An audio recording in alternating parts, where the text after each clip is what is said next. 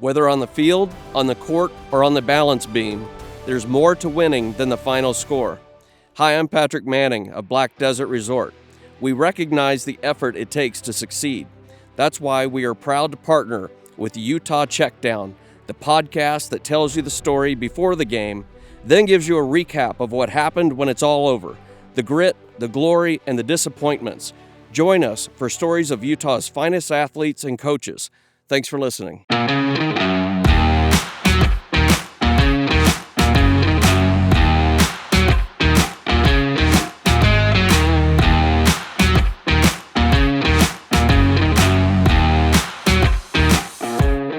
You're listening to the Utah Checkdown podcast. And now your host, Josh Furlong.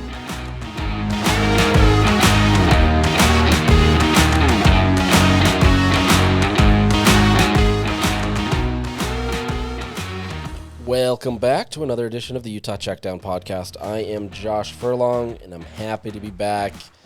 Got a little Christmas break, I guess we could call it. There really is no break in sports. It's always going on, but got a chance to kind of do less. We'll say that. So it was nice. This will be the last podcast of this year, so kind of seeing out on the 2024 year, and then we'll continue this through 2025. Don't worry. But we'll get one more before the 2024 year concludes. So before we jump into it, let me tell you about our partners, Black Desert Resort. Black Desert Resort isn't just your home, it's an endless retreat where life is played your way, from intimate studios to spacious 4-bedroom suites. The raw beauty of southern Utah is in your new backyard. Discover its championship golf course, exquisite dining, and world-class outdoor adventures, all yours to conquer. This is luxury your way. Learn more about owning a luxury residence at blackdesertresort.com. Come play, come stay. All right, so it's been about 2 weeks. I think it's actually been 2 weeks exactly since I last chatted with you on this podcast. And a lot has happened, right? It was December 16th that we last talked, and obviously the transfer portal had been open for, what is that now, 7 days or so. So it had been a week.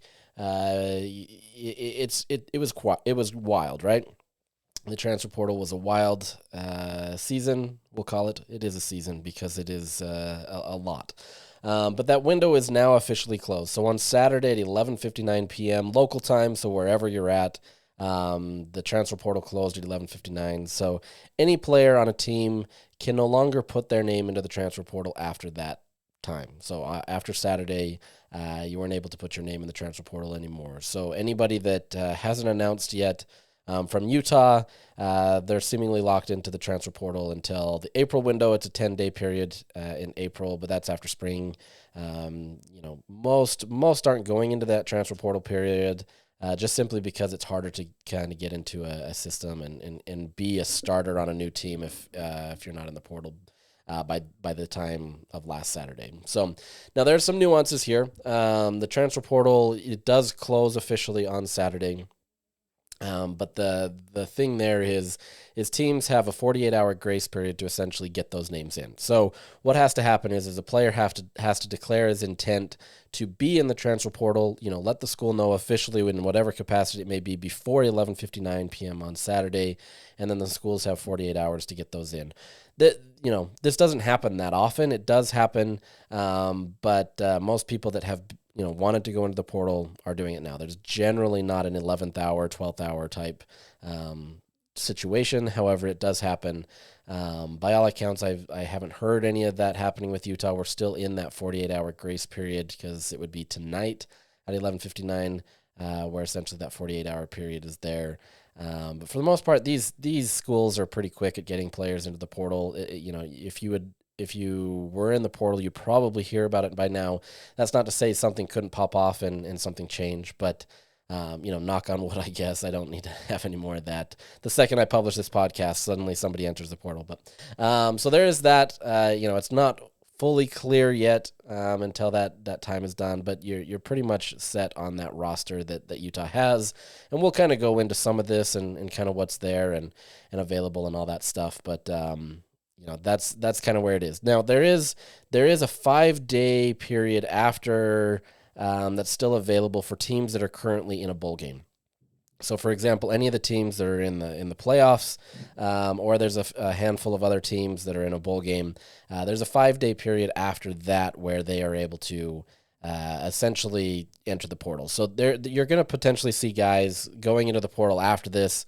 Don't be confused by that. It's essentially just a situation where teams have an opportunity to continue to play through their season and then just declare there. Now, obviously, that timeline shrinks because anybody that wants to go into the portal and get there for spring season, kind of acclimate with their new team, generally has to do it in the first few weeks of school. So, for example, at Utah, you have to be enrolled at Utah by January 10th. Now, there's some wiggle room there. There's, the last ad drop day for colleges is January 17th, but there takes a little bit more nuance that goes into that. Obviously, if Utah wants a player there, the university generally is going to work with them. Excuse me. But the situation there is you want to be in there for spring. So any of these teams that are currently in the playoff and they want to be able to go into the portal, they either have to decide this weekend or this week, I should say, because you have the games on the tomorrow and on Wednesday. Any teams that lose, you'll probably see a 5-day transfer portal thing sitting there. But then there's other teams that can, but you're running up to those deadlines for various schools. Now, other schools have different deadlines. Some work on different semesters or trimesters or whatever it may be. So you still may see some teams. But for Utah, that's the main point of this. It's for Utah, they don't have another period. This is it. Anybody that hasn't already gotten into the transfer portal has no chance until April. So there's that. One more scenario there is any of these coaches out there, if they leave or are fired from their school, players have a 30-day window to be able to transfer and go into the portal. So barring Utah firing Kyle Whittingham, which would be pretty wild, but there's nothing there. So just kind of some updates on the transfer portal and how it works. Now, with that said, there is some confusion where some people think that because the portal closed that you can no longer pick up players. That's not the truth. You just have to get into the portal, and now schools have a chance to be able to pick you up, and they can be picked up from now until essentially the season begins.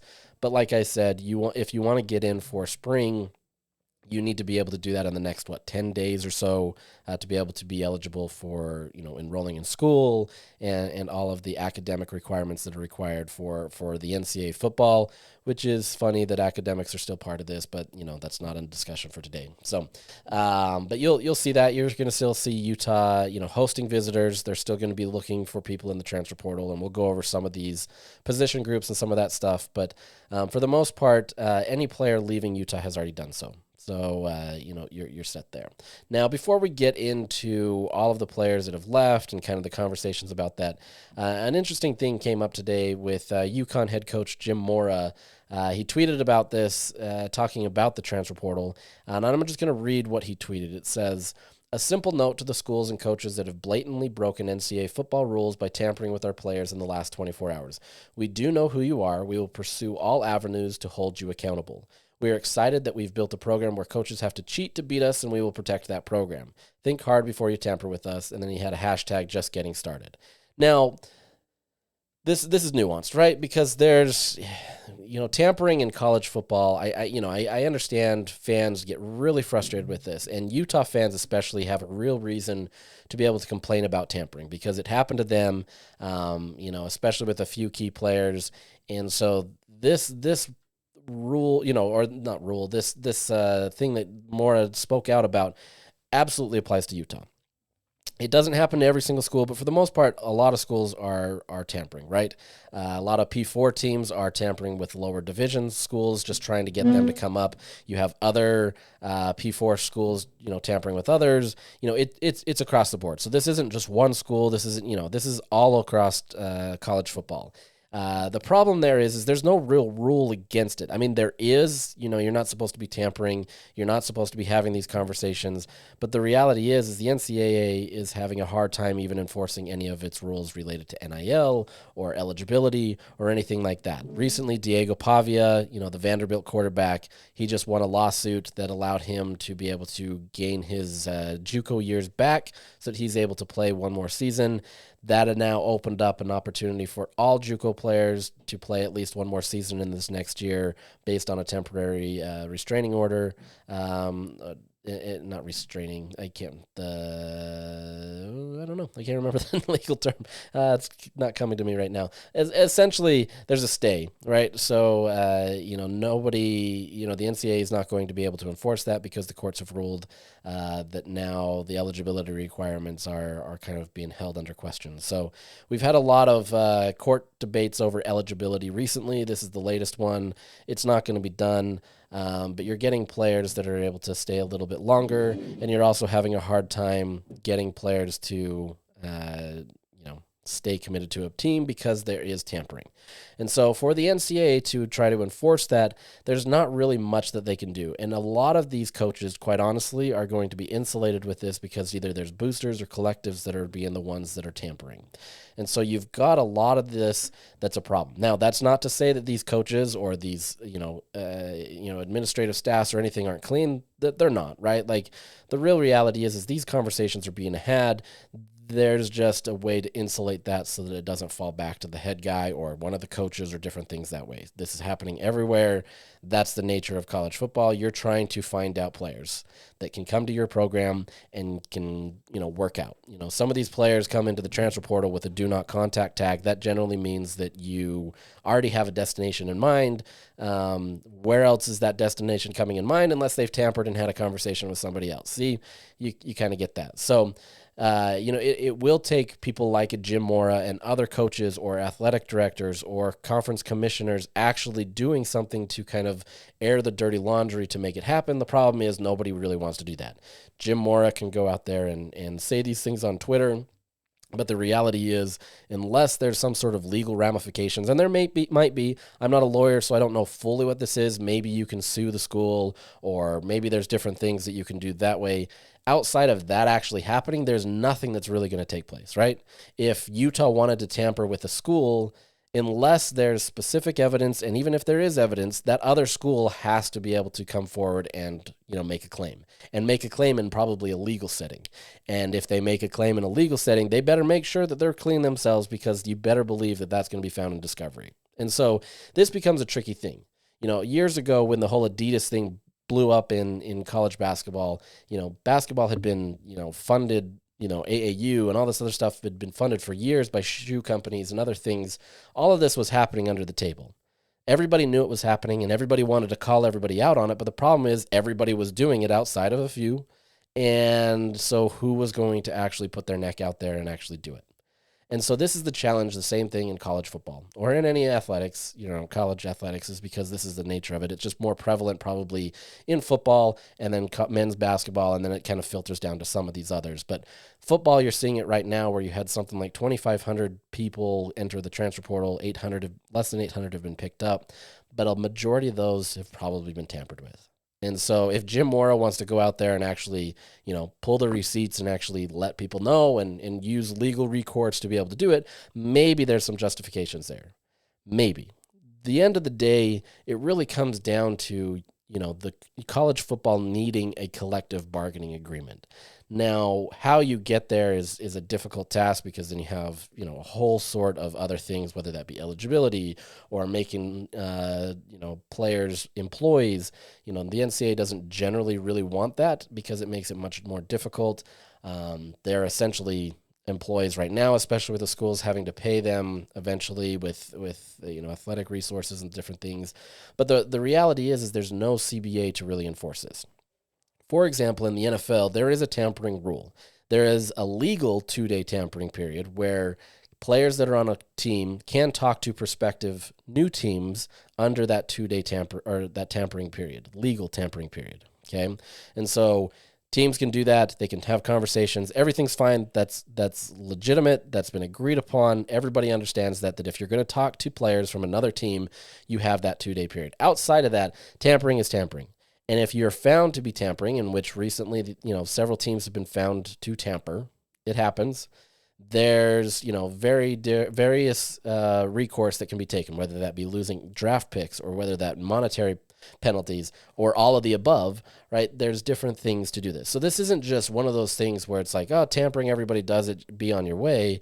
This is literally something that the NFL does, the NBA does, all these professional leagues do. And if you're trying to become like a professional league, which, let's be real, college football is becoming more and more the minor league system of professional football, this is where you're going to go, especially with the NIL world.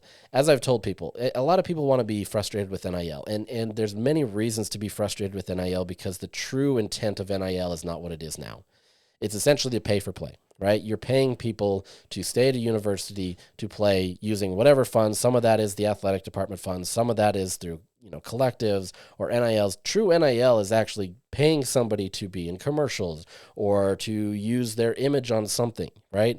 But we're using NIL as this catch-all phrase as an opportunity just to pay players a salary. And so the problem here is there's no guidelines. The NCAA can't even enforce a lot of the NIL right now. They're trying to make situations where there's a clearinghouse and a third party that's outside of the NCAA can kind of weigh in on these. But the reality is it's not going to be really easy to do. They haven't been able to do this. This is not something that's been an effective thing. Unless they can legitimately streamline something, it's not going to work. And so for the most part, there's not a lot the NCAA can do right now. Now they have the power to do that, whether it be conference commissioners coming together and kind of agreeing on something. Maybe you come up with a full, college football commissioner. I doubt that actually has some value. Recently there was comments that Nick Saban should be made that. I don't think a coach should ever be made that, whether he's good or not, because it's different, right? You need somebody else that has perspective to be able to help with that. Other people have talked about, Andrew Luck or somebody like that, and these brilliant minds that have played football and understand it. Whatever the case, you need to find some sort of opportunities to be able to make things tighter, right? The biggest issue here, and this one applied to Utah, is you have players that have signed an agreement with Utah. They have committed to come back to Utah, or they've committed to come to Utah, and suddenly somebody throws more money at them after they've signed this. And, I don't know the full legal recourse on that and what those contracts look like and how binding they are. But other teams are being able to do stuff where they're throwing more money at them and they leave, right? You had Cameron Calhoun, for example, corner at Utah, transferred in last year, freshman from Michigan, had a pretty standout season. They were able to transform him into a player that was, a really good contributing player. Was he perfect yet? No. Obviously, with what Utah's done with corners, they've been able to have success and were able to do what they could with him and saw a lot of growth and progress from him. But after he announced that he, was coming back and he was a Utah man and everything, and we've talked about this, suddenly more money was thrown his way. Clearly a team was tampering with him and piqued his interest enough where it was a dollar amount that Utah essentially is just going to say, look, we're not going to play around with, right? And if other teams want to be able to do it, so be it. At the end of the day, he ends up at Alabama. Alabama wasn't the one that threw the cash around to get him out into the portal, but he's landed at Alabama. And it may be a good thing for him, right? We don't really know. You never really know if the grass is greener, those kinds of things. You hope for his sake that, he makes a good choice and that works. The reality there is, though, is that teams tampered with a Utah player, right? He was committed. Whether that commitment meant a fully verbalized contract or a signed contract, it varies, right? And so you've got teams that are still doing that, where as coaches, I don't want to say here pity to the coaches. I mean, I do to some extent, because this is tough, right? If you're a coach trying to be able to solidify a roster anymore is becoming a very difficult time. But it's not one of those things where, I'm going to feel sorry for coaches. At the end of the day, this is the nature of college football, and if you want to be in this business, you're getting paid handsomely to be able to do it. So, I'm happy to take it for a year to try it out and get the salary that they are. They're getting paid well enough to be able to do the job that they need to. It's going to be fine, right? And so you're going to hear coaches complaining, and they should, right? And I'm not saying just because they're getting paid and they've signed up for this that they shouldn't complain, but at the same time, these are the rules that are currently available, or lack of rules that are currently available. And so you've got to be able to have some sort of contractual agreement, to lock these kids in. And if you don't, you're going to continue to have this wild, wild west where you've essentially signed your roster, you think everything's okay, and then suddenly a team swoops in and steals them. That's a challenge, right? Like, for all intents and purposes, Cam Calhoun was locked in and ready to go. Same happened with Keanu Tanavasa. He was locked in, ready to go, was, everything ready. And last minute, just a few days before the portal hit, he announced that he's entering the transfer portal. And, it became a challenge. You have guys that are suddenly getting thrown money to be able to do what they should. You can't knock a player for wanting to go in the transfer portal. I say this all the time. I understand people frustrated that they say the transfer portal sucks and it's ruining college football. I disagree personally. I see it as much bigger landscape where I'm not, so tied into Utah where I feel like I have to be so committed to these players. But at the same time, these guys are going to go wherever they want to. If you want to go get a new job, you can go get a new job, right? That's the nature of it. The difference is when you're trying to compile a roster and you're trying to commit to some of these things, there needs to be some sort of value added. Now, with that said, if I wanted to leave my job today and somebody was talking to me, there's no tampering rules in my profession, right? Now, it's not a one-to-one or an apple to oranges, or it's an apples and oranges comparison. They're similar, but they're not quite the same because in sports, you've got to have some sort of tampering rules, right? In my profession, they used to have the non-disclosure stuff, or not non-disclosure, the non-compete, that's the word, where you couldn't do stuff like that. But more and more, those are going away in most professions, right? Now, in sports, they have to exist because there has to be some level of consistency, or else it becomes a wild, wild west every single season, like we're seeing in college football. And so I'm curious to see where this all goes. Like I said, Utah has as much complaints as anybody else because you do have somebody like a Keanu Tanavasa and Cam Calhoun who were essentially tampered with to be able to leave after being committed to Utah. They'd already agreed to Utah. They already said that they would. Now, whether that meant that they were before and they were just using this as another reason to get more money, I don't know, right? And I'm not going to play that game. The reality is they were signed in to play for Utah for the next season, and regardless of who put out the money out there, and you can, there's a lot of rumors about who they are. BYU is trying to steal all of Utah's players. Sure. And there's some legitimacy to that, right? Like BYU has pushed really hard to get some of these Utah players into the portal to destabilize Utah. I don't think it's just to destabilize them in terms of a rival. I think they want those players, right? Now it's an added benefit to be able to destabilize your rival. But at the same time, all these other schools are doing it as well. The USCs, Michigan, Alabama, Utah's doing it as well, I'm sure, right? And I know they are. So it's like, this becomes a challenge where this is something where you're trying to lock these players in, but there's no real backing. There's no backbone, essentially, right? And so it becomes a challenge. So we'll see. There was a lot of talk about Smith Snowden and Lander Barton being pursued by BYU as well. They pursued them heavily. I think the longest conversation on Twitter that I've ever seen is about Smith Snowden. Where is he going to stay? Is he going to go? What kind of stuff? It's crazy, but at the same time, that's the nature of college football. And right now, you've got 21 scholarship players that have left Utah. There's more. I'm assuming my count is right. I've tried to keep track. I have a spreadsheet that tracks all the incoming and outgoing players. Some of that gets a little tricky with with walk-on players or different things that way. Some may lose scholarships. Some may be, kind of gently pushed out. Some may leave on their own. It becomes a challenge to kind of track some of this stuff.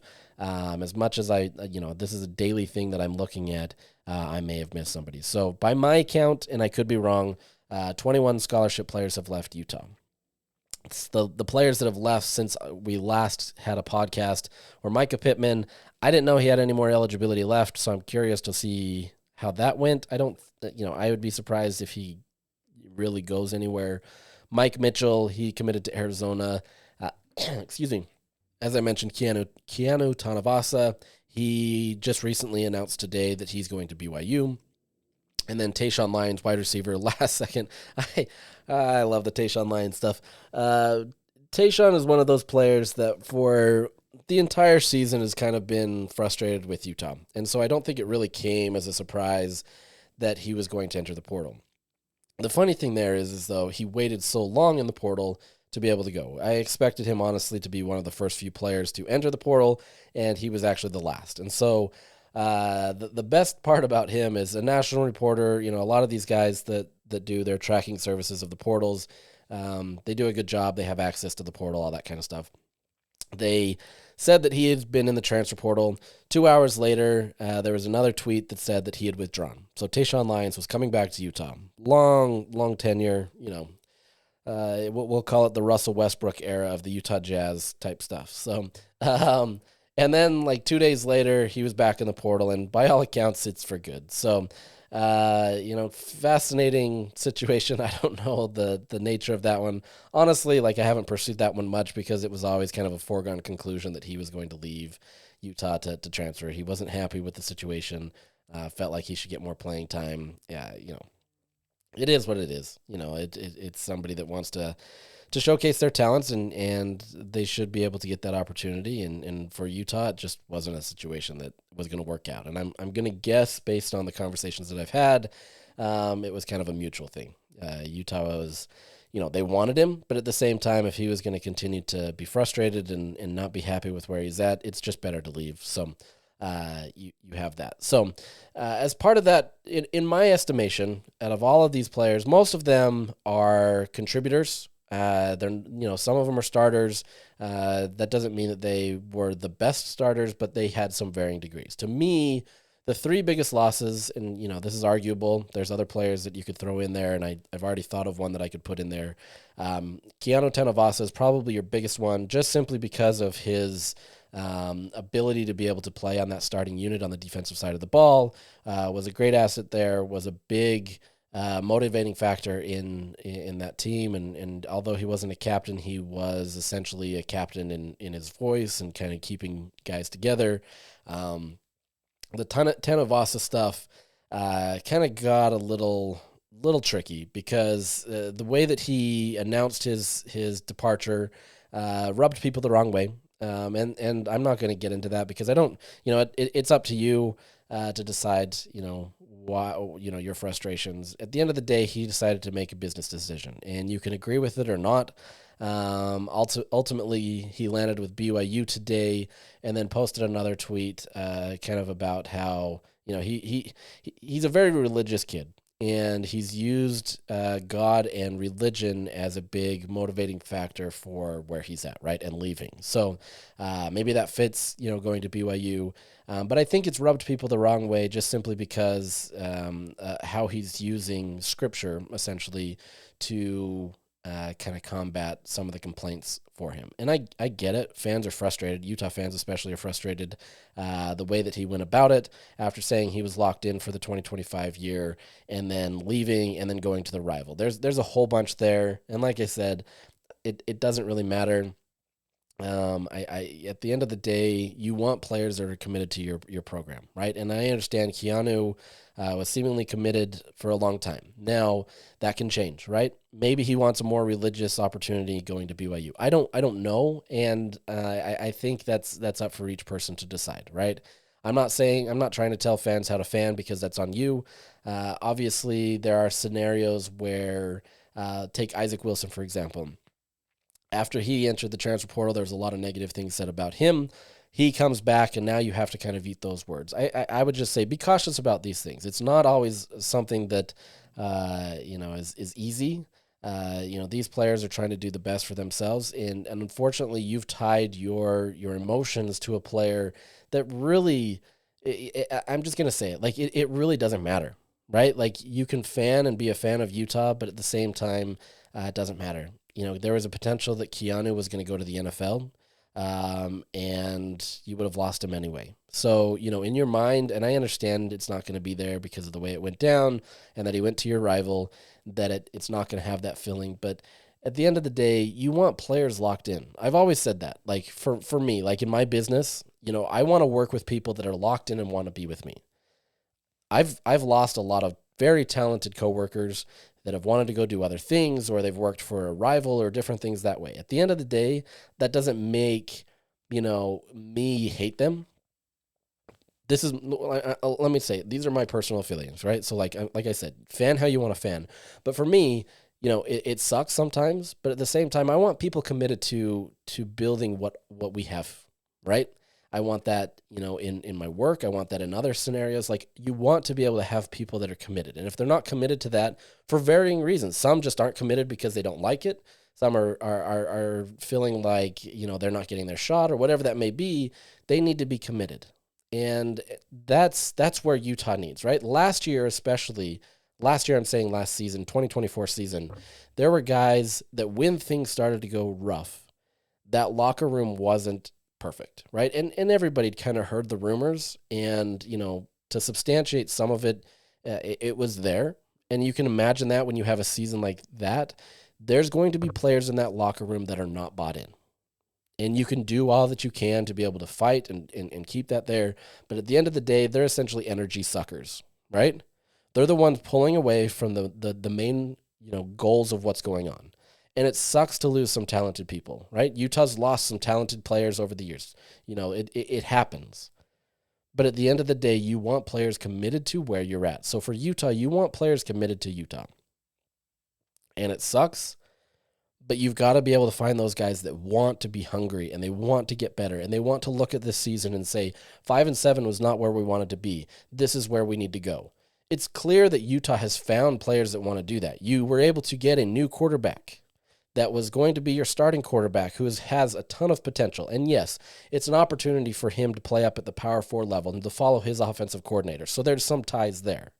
But you also found a 4-star running back who had, suitors from all over the country decide that Utah was where it was going to be at. You have guys that locked in. So whether Keanu wants to stay locked in or Cam wants to stay locked in or Carson Ryan, that's the third person that I would say is probably one of your bigger losses, although, he wasn't able to do a ton, even though he played a ton. You have players that want to play for you. Invest in them. Be frustrated that you lost those players, right? But, move on. And, invest in the people that are buying into your program, because at the end of the day, that's going to be better for you. You can spare that energy and move forward and go on. So I've spent a lot of time on that. I didn't expect to do that. And like I said, I don't want to tell you how to fan, but I think there's, have some perspective with this.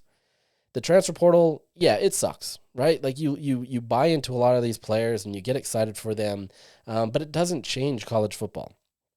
You can't have it both ways where you say that college football is ruined and then at the same time celebrate all the transfers that come in and then celebrate your team the way that you did. And you can, but at the same time, celebrate the team, right?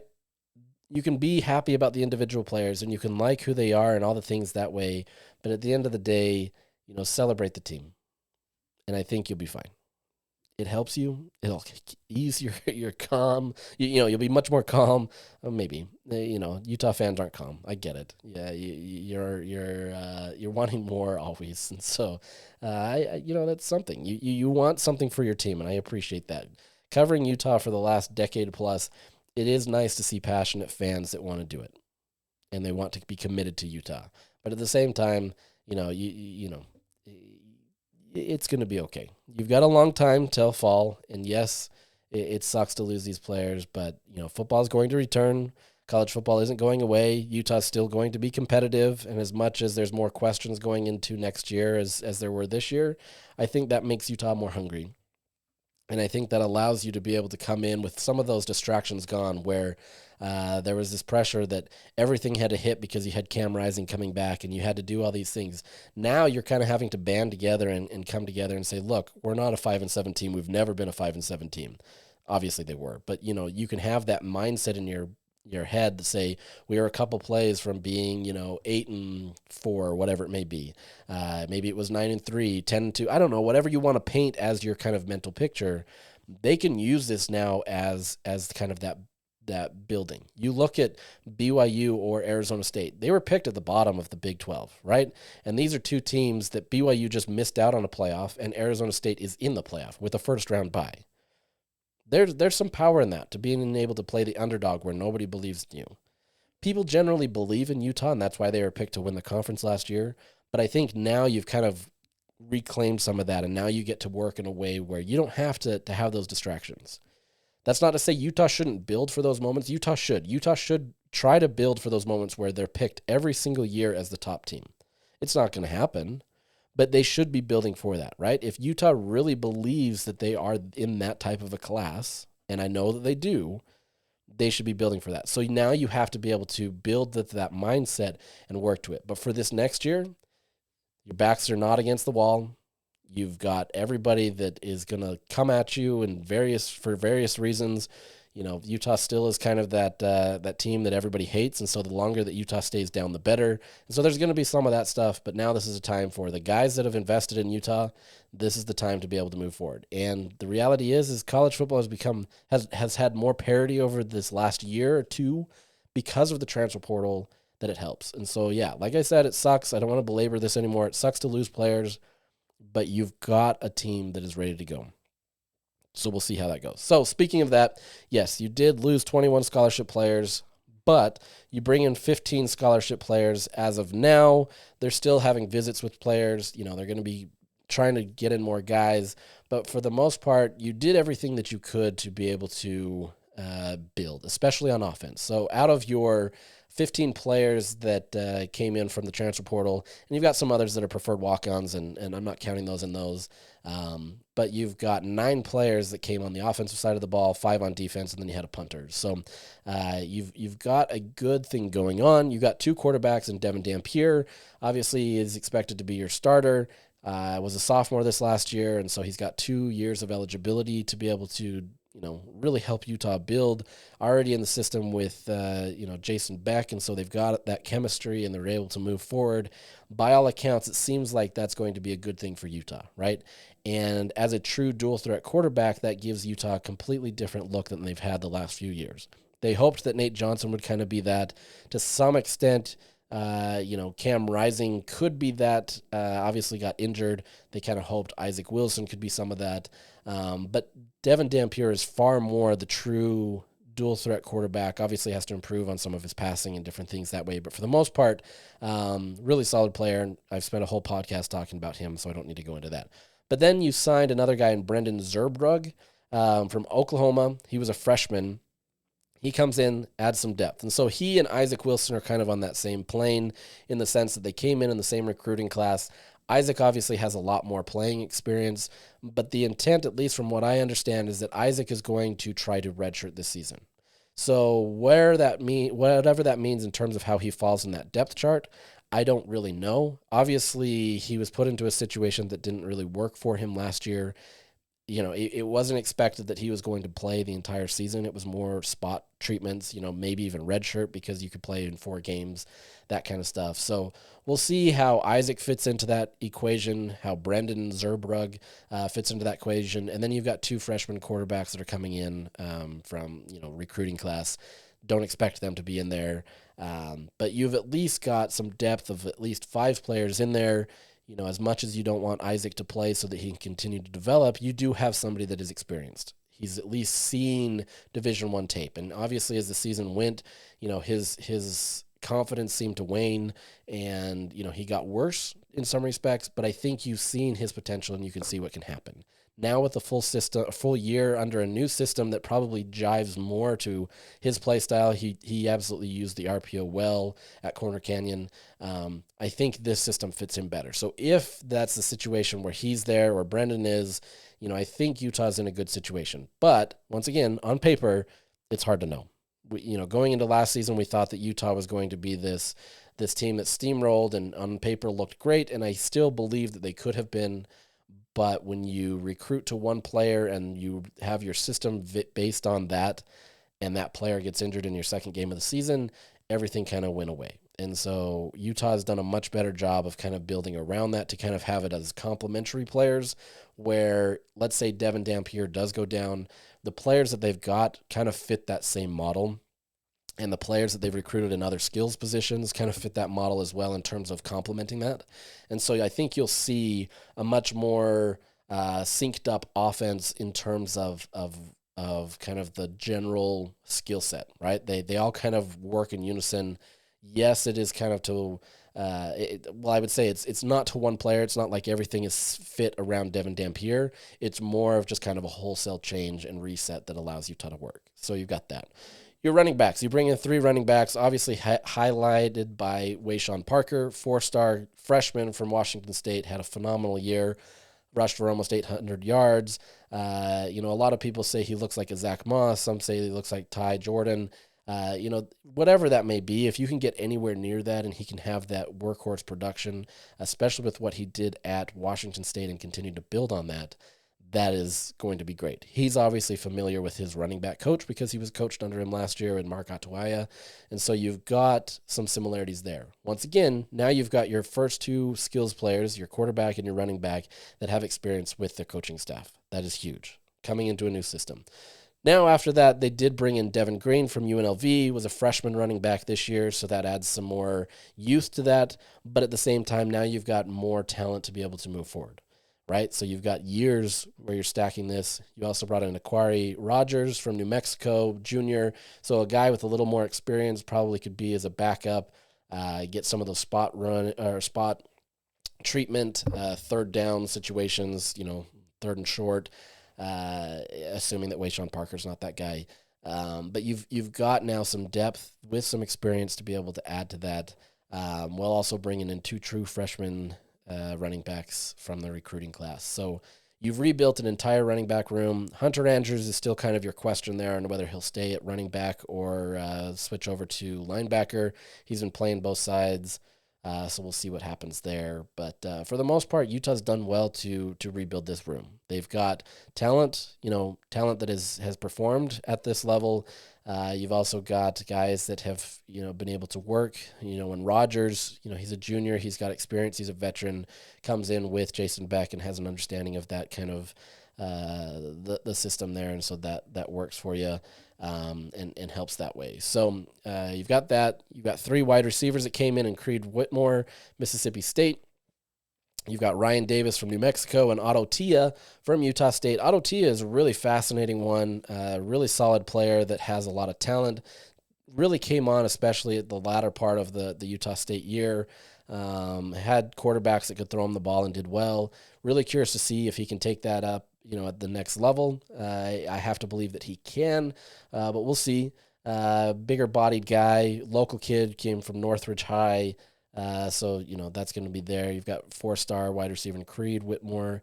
Ryan Davis, once again, another New Mexico guy, veteran player, has been in the system, understands Jason Beck's system, utilized it. And so you've got some consistency there. And then you got an offensive lineman to kind of add that, a young offensive lineman that probably won't factor in immediately, but at least it adds some depth. And so looking from the offensive side of the ball, I have to believe that Utah is going to continue to pursue wide receivers. They want to continue to add more depth there, maybe look for another running back. I don't think they'd go too much further into the running back. Obviously if the right player came along, Rasul Faison from Utah State is a player that, obviously has a ton of experience. You pair, him with Wayshawn Parker and Devin Dampier, and you've got a pretty dynamic run opportunity. I'd love to see maybe a triple option type scenario in some settings. That would be phenomenal. But you've got other players that can step up and do well and kind of come to Utah if they are recruited. So, for the next 10 days or so, I would expect you to kind of pay attention to running back and wide receiver on the offensive side of the ball. But for the most part, Utah's done well to rebuild their offense. They did have 2 players in Michael Washington Jr., a running back, and Joseph Williams, a wide receiver, that had committed to Utah and then decided to switch. That's another layer of this transfer portal and all that kind of stuff. But Michael Washington went to Arkansas and Joseph Williams went to Colorado. It sucks for Utah, especially for Joseph Williams, because he was a young wide receiver with a ton of talent, bigger body that was expected to produce, and he goes elsewhere. But like I said, you want players that are committed. Defensively, Utah picked up 2 defensive linemen, Lance Holtzclaw from Washington and Jackson Jones from Oregon, legacy recruit. These are players that have a little bit more experience and should be able to contribute more How they factor into that defensive line remains to be seen. Obviously, with Keanu leaving, that opens up some opportunities there, but I'm curious to see how they fit in. But really solid players, especially Lance Holtzclaw, who has some experience, should be able to factor into that room and figure out kind of some depth there and help Utah. And then Utah also added 3 corners: Jeremiah Caldwell from the JUCO ranks, Garden City Community College, Donovan Sanders from Texas A&M, and Blake Cotton from UC Davis, so the FCS ranks. Those last 2 players are juniors, and so you've got experienced guys that have been in the system, have done well, high-end guys that could produce, especially in Sharif Shah's system. So you have to like what they do. I wouldn't be surprised if they continue to pursue maybe another corner.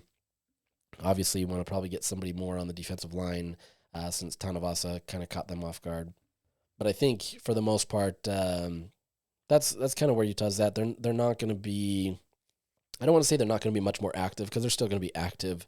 But I think you've seen them solidify a lot of the pieces or the position groups that they needed to, especially on the offensive side of the ball. As I said, the offensive side was where it needed to work. So we'll see how that goes. We'll continue to update on that. But for the most part, this college football season is winding down. Obviously, the playoffs are continuing this week with the quarterfinals. So we'll see what happens there. But for the most part, Utah's all in on the 2025 season. They don't report until next week for their winter conditioning. But for the most part, Utah is locked in and ready to go. And then, we'll continue to follow this and obviously have a lot of conversations about it. But that's it for that. So to finish out the podcast, we'll talk a little bit about some of the other sports. Utah men's basketball returns to action tomorrow. This is Tuesday, where they take tomorrow is Tuesday, I should say, where they travel to Waco to take on number 25 Baylor at 12 p.m. So it's a morning game. You can watch that, or afternoon game, and then you can have your New Year's Eve celebrations and all that stuff if you're interested in that. Baylor obviously is a great team. Won the national championship a few years ago.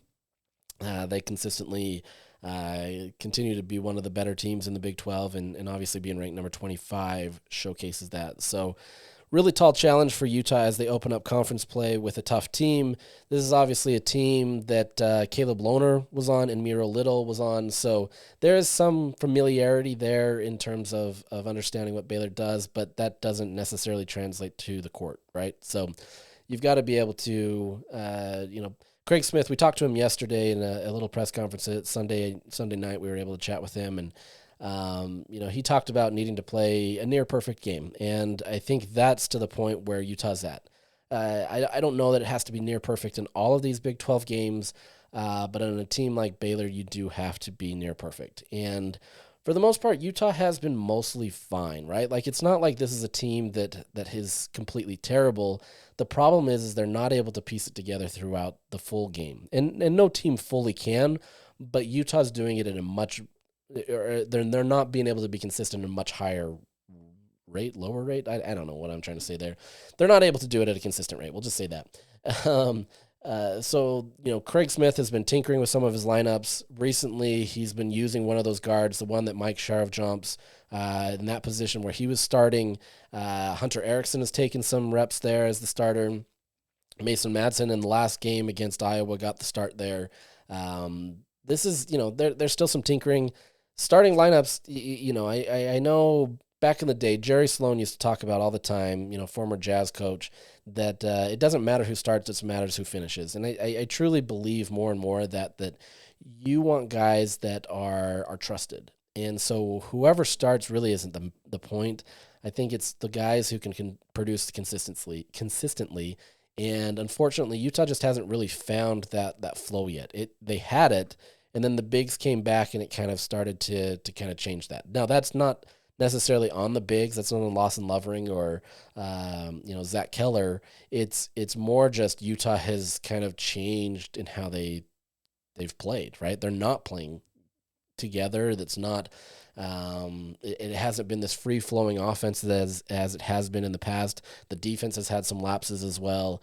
And so it's a collective effort to really kind of take over. They have the talent. Like I said, they have the talent to be able to do it and can compete with these teams as their quad one games. And those quad one games kind of vary depending on how these teams go. But by all accounts, at the time that they played the teams, they have had 3 quad one games. And so Utah, they need to be more consistent, and they found a way to lose these games late.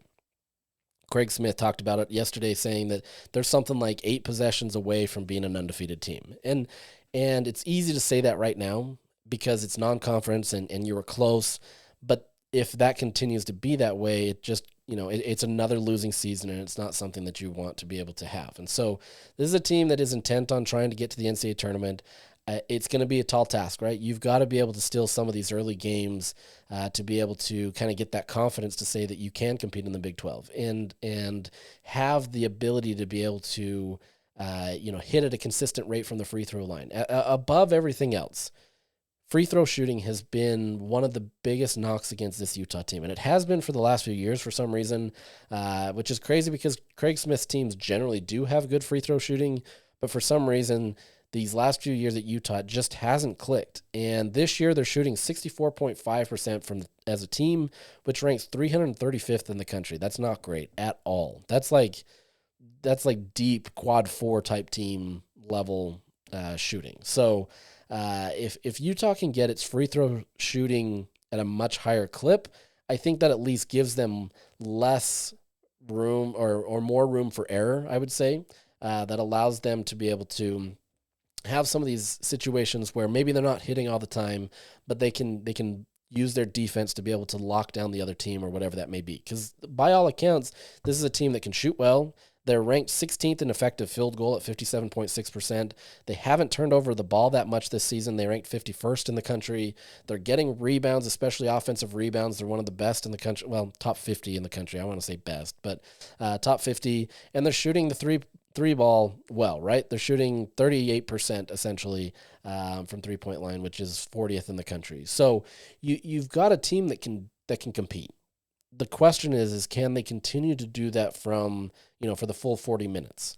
And, there are lapses, and they're not getting that at times, and they kind of look like they're trying to play hero ball, or they're not really in sync, and yet they still continue to fight and get in there. Every single one of these games that they've had that's been a quad 1 opportunity, they've fought to the very last minute and tried to get a win late, and it just doesn't work out. But this is a team that needs to continue to kind of find that consistency, continue to get with a lineup that works so that they can have that opportunity to work together and gel. One of those questions out there is Keanu Dawes. Early on, he was getting a lot of minutes, freshman, obviously, and suddenly his minutes have shrinked. Some of that has gone to Caleb Lohner, and that's going to go to Caleb Lohner because he's more of experience. He brings a lot of physicality. He's just a guy that gets in there and tries to mix it up, right? Keanu has also fouled a lot. It's kind of those early years as a freshman when you start fouling a lot and you're not used to the size, and so you use things that don't really work. Craig talked about him needing to kind of just become more well-rounded to be able to see minutes. I don't think this is necessarily an indication that they don't have faith in Keanu. It's just more he needs to continue to grow as a freshman. So similar to how we talk about in football, how it's not easy for a freshman to come in and contribute. I would say it's easier as a freshman in basketball, but it's still not always easy because it's a challenge, except for some of these very elite players that can come in there and turn the tide. That's not to say Keanu can't be in there. He obviously provides a level of physicality and athleticism that I don't think Utah has for the most part right now. I think if he can put it all together, can be a star. We just haven't fully seen it yet, and Craig obviously isn't seeing that in practice. So curious to see how that develops for him. But for the most part, this is a team that has potential. Is it going to shock everybody in the Big 12? I don't want to say, I don't think so, but I think there's potential where they can be much better than being picked last, right? We'll see, though. These early games aren't going to be easy, but I think if you can be competitive in these and Utah can stay healthy, there's a chance. And maybe you steal some of these games that you weren't expected. You steal this win against Baylor on the road, that sends a huge message to Utah alone that they can compete. And then you come home on January 4th, so Saturday, and you bring in a Texas Tech team that is receiving votes. They're another good team, but now you're at home. You've kind of got that on your side. Suddenly things can change. So we'll see what happens. Important week, two teams, inside the top 25 conversation, one being ranked, the other just barely outside of that. But we'll see kind of how Utah handles that. So right now their net ranking is 63, Ken Palm 64. Outside of the NCAA tournament by those metrics, but you still have some of these wins and you start having some success, and maybe you have an opportunity to kind of get there. But a lot of work needing to be done. It's going to be a tall task every single game to be able to get wins. Maybe Oklahoma State is probably one of your easiest opportunities, and that's not even going to be easy. But this is going to be a tough season, and we'll see what kind of Utah's made of. So we'll now switch to Utah women's basketball. They're ranked 26th in the net, a little lower than where they have been the last couple of years, but at the same time, they've been able to perform well. They're not ranked in the top 25, but are ranked 27th if you were to extend the rankings. But this is a team that, even though you lose Alyssa Peely, has been able to find different ways to win. Obviously, they shoot well from behind the three-point line, but they've been able to find a much better situation of being able to close at the rim. Similar to how the men haven't been able to close at the rim at times, the women have really struggled at this at times. They kind of rush themselves. They hear footsteps, so to speak, and you hurry your shot and they rim out or whatever that may be. But this is a team that's improving and obviously has a great opportunity in front of them as one of the top teams in the Big 12. Still a lot to prove, still kind of showcasing what they can do. I think teams or people are still hesitant to kind of put Utah in that top 25 until they can kind of get some more wins out of the way. But this is another team that if they can get to be consistent, I think it'll be much more readily apparent of how talented this team can be. I think they have a much better chance of being able to showcase that than the men do. They're just a team that's been connected for years. They obviously have a lot of returning players. The new players that have come in, Maya Torre has really done well the last little bit. Has been great in the post, whether it's being making shots or collecting rebounds, being physical. Add her with Jenna Johnson, who is just your physical presence. It becomes a great opportunity for Utah. So they also play tomorrow at 12 p.m. Gotta love when two teams that I cover play at the exact same time. Never an ideal situation, but you make do.